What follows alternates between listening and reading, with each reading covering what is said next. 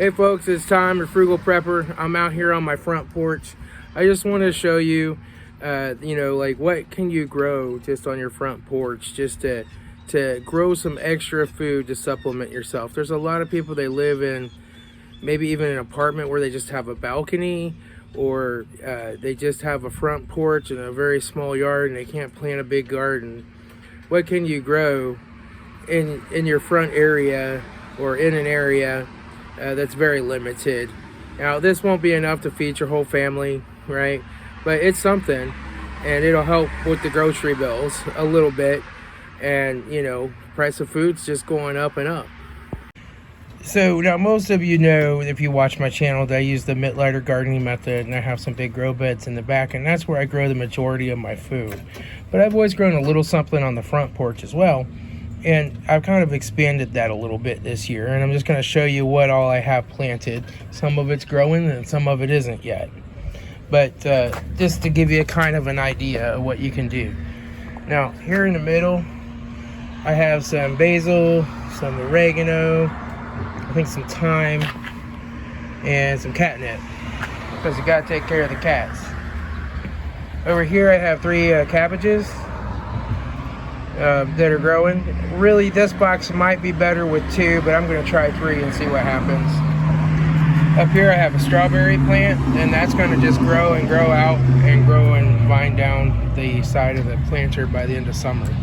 And this is an ever-bearing strawberry, so it'll just keep producing strawberries. Once the heat comes on, it'll really produce them. This is a Roma tomato plant. It's a sunrise sauce tomato. It's just planted in this. Now, I didn't buy this thing. I didn't buy it already in that. I saved that from a previous year, and I'm just reusing that little trellis and pot for it. This is my topsy-turvy.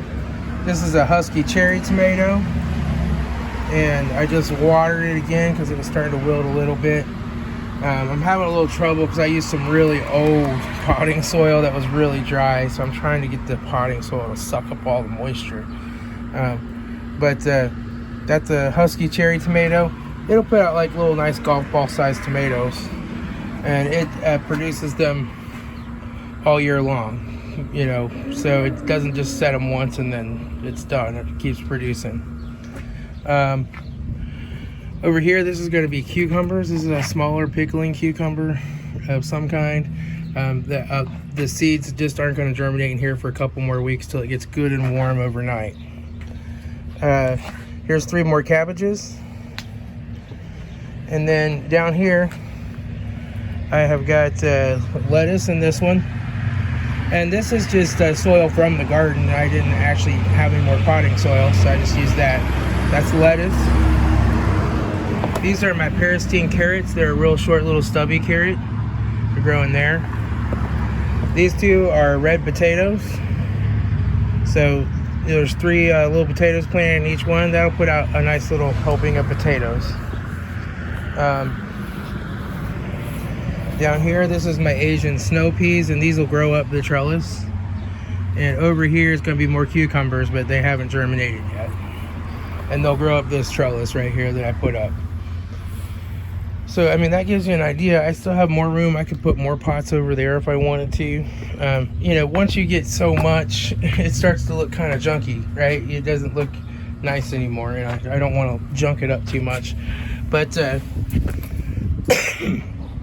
hopefully that gives you all an idea or some ideas as to what you might be able to grow.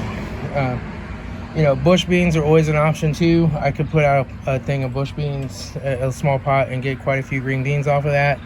But I'm growing my beans in the back, so and I always have more beans than I know what to do with. But hopefully that gives you all an idea. Everybody needs to plant and try to grow something if they can. All right, I'm gonna go in. My lunch should be just about done cooking, and I will talk to y'all later. It's Tom, your Frugal Prepper.